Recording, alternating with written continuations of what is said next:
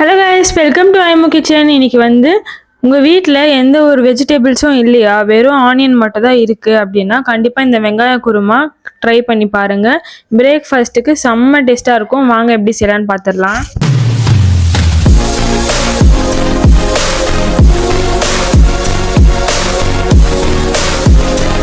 வாங்க இந்த வெங்காய குருமாக்கு தேவையான ரெசிபிஸ் பார்த்துடலாம். ஃபஸ்ட்டு இந்த பேஸ் ஆஃப் தி குருமா நம்ம ரெடி பண்ணுறோம். அதுக்கு தக்காளி ஒரு 2 தக்காளி சேர்த்துருக்கேன்.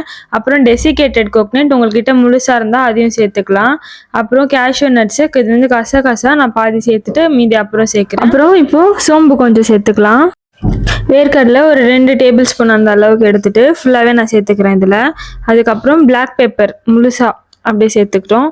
அப்புறம் கிராம்பு, பட்டை ஒரு துண்டு, இதெல்லாம் சேர்த்துட்டு நம்ம மிக்சியில் எதுவுமே தண்ணியெலாம் சேர்க்காம வெறுமா நம்ம அரைச்சிட்டு வந்துடும். ஏன்னா தக்காளியிலே தண்ணி இருக்குது, அதை வச்சு நம்ம அரைச்சி எடுத்துகிட்டு நான் காட்டுறேன். சூப்பராக அரைச்சி எடுத்துகிட்டு வந்துட்டோம். பார்த்தீங்களா, செம்மையாக இருக்குது. இது இந்த பதத்தில் இருந்தால் தான் சரியாக இருக்கும் நம்ம செய்கிறதுக்கு. இப்போ வாங்க, நம்ம குக்கர் வச்சுருக்கோம். இதில் நம்ம நல்லெண்ணெய் விட்டுக்கலாம். நான் எண்ணெய் நல்லா சூடானதுக்கப்புறம் இப்போ ஹோல் ஸ்பைசஸ் எல்லாமே சேர்த்துக்க போகிறோம். இந்த மாதிரி பிரிஞ்சி இலை, ஸ்டார் ஆனியஸு, பட்டை, லவங்கம், ஏலக்காய் எல்லாமே நம்ம சேர்த்துக்கிறோம். மிச்சம் வச்சுருந்தா அந்த சோம்பையும் இப்போ நம்ம சேர்த்துக்கலாம். இதில் இந்த கிரேவி பாருங்கள், நல்லா பொரிஞ்சதுக்கு அப்புறம் தான் செய்யணும். இது கூடவே வெங்காயம் தான் நம்ம இப்போ அதிகமாக சேர்த்துக்கணும் தக்காளி விட.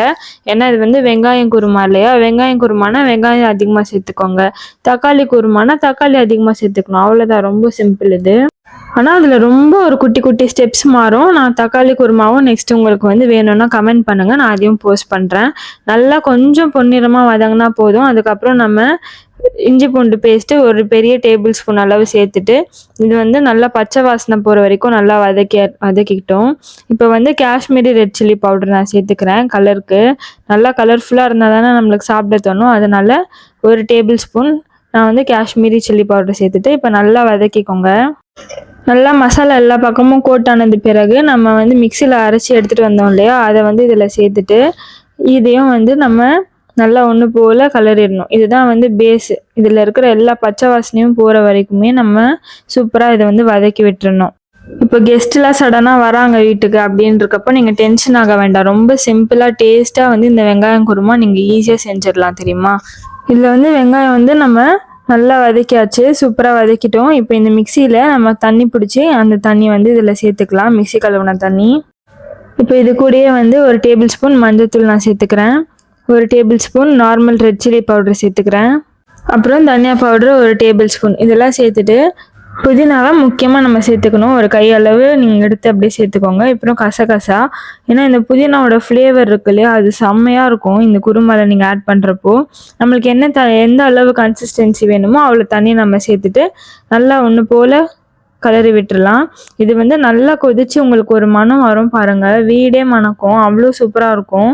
இப்போ தேவையான அளவு உப்பு நான் செக் பண்ணிட்டு நீங்கள் உப்பு செக் பண்ணி நீங்களும் போட்டுக்கோங்க.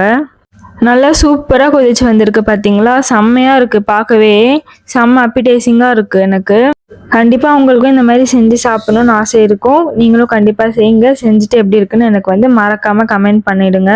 இப்போ வாங்க நம்ம குக்கர் க்ளோஸ் பண்ணிட்டு இது ஒரே ஒரு விசில் மட்டும் விட்டு எடுத்துட்டோன்னா நல்லா கமன்ட்டு மணக்கும்.